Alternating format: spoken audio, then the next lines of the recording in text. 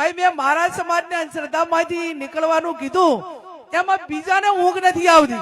અને ઊંઘ એટલા માટે નથી આવતી કે સૌથી મોટો ગ્રાહક જે કસ્ટમર કહેવાય ને, આવક વાળો સમાજ આ છે. તો આ સમાજ અંધશ્રદ્ધામાંથી નીકળી જાય તો બધા બીજાને તો ઘણી બધી તકલીફો પડે.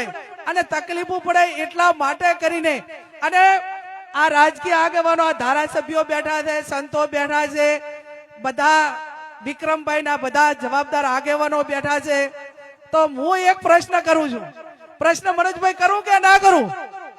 કરવા માટેની છૂટ છે ને બાપુ? સમાજના આગેવાન થઈએ એ ટાઈમે આપણે સમાજને અનેક વાતો કહીએ છીએ કે ભાઈ અડધી રાતે મારો દરવાજો ખખડાવજો અને હું ઠાકોર સમાજના આટલા વોટ છે ને એટલા માટે કરીને કોઈ પણ પક્ષની ટિકિટ માંગુ છું અને મારો સમાજ આવડો મોટો છે એટલે મને ટિકિટ મળવી જ હોય. આવા દાવા અમે બધા કરા છે કે નથી કરતા? કરીએ છે કે નથી કરતા?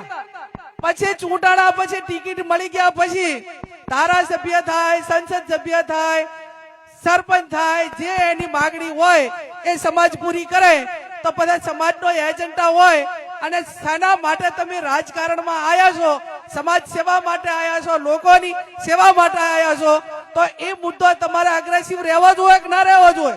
તમે વ્યસન મુક્તિના નામે નેતા છો તો તમારો વ્યસન મુક્તિનો મુદ્દો એ સમાજમાં વ્યસનો દૂર ન થાય ત્યાં સુધી તમારા મોઢેથી બુલંદ એ રહેવો જોઈએ કે ના રહેવો જોઈએ? રહેવો જોઈએ. અને બીજું બાપુ કે નેતા થયા પછી કોઈ પદ ઉપર આવ્યા પછી બીજી વખત ચૂંટાવા માટે સમાજ કે બીજા વોટ આપશે કે નહીં આપે એ બધી પરવા કર્યા વગર તમારે દારૂડિયાને કઈ ના કહી શકાય વોટના બીકને કારણે, તમારા બુટલેગરોને કઈ ના કહી શકાય વોટના થતા રહે એટલા માટે. તમારા સમાજમાં ખોટું કરતા હોય એને ખોટું ના લાગી જાય એના માટે તમારે કઈ ના બોલવું. અને સમાજ એ અંધશ્રદ્ધામાં ધકેલાતો હોય અને સમાજનું શોષણ થતું હોય તોય તમારે કઈ ના બોલવું. તો તમને ધારાસભ્ય શા માટે બનાયા? તમને સંસદ સભ્ય શા માટે બનાયા? તમને સરપંચ શા માટે બનાયા? તમને કોઈ સંગઠનના નેતા શા માટે બનાયા? એટલે બીજું કોઈ બોલે કે ના બોલે પણ જ્યાં સમાજનું શોષણ થતું છે અહીંયા વોટ બેંકની રાજનીતિ કર્યા વગર, કોઈ પણ પરવા કર્યા વગર જ્ઞાનીબેન ઠાકોર એ ભૂતકાળમાં બોલ્યા છે, ભવિષ્યમાં બોલી રહીશું અને આવનાર સમયમાં વર્તમાનમાં પણ બોલીશ. જ્યાં પણ મને એમ લાગતું છે કે સમાજને કે લોકોને આનાથી નુકસાન થઈ રહ્યું છે એમાં કોઈ પણ પ્રકારની પરવા કર્યા વગર જ્યાં પણ બોલવાનું છે અહીંયા ખુલ્લા મનથી બોલીશ. એટલે મહેરબાની કરીને જેને ટીકા ને ટિપ્પણી કરવી હોય એ પોતાનો લોકશાહીની અંદર એ સ્વતંત્ર અધિકાર છે પણ એ બહુ લાંબો સમય નહીં ચાલે. આજે સત્ય છે એ વસ્તુ સત્ય રહેવાની છે.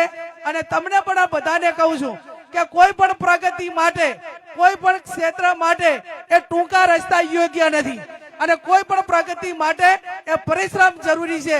અને જો પ્રગતિ વગર, પરિશ્રમ વગર એમને પ્રગતિ થતી હોત તો આપણે આપણી દીકરી માનસીને છેક અમેરિકા ના મોકલવી પડી હોત, આપણે તારા જેવી દીકરીને પાયલોટના ટ્રેનિંગમાં ના મેળવી પડી હોત.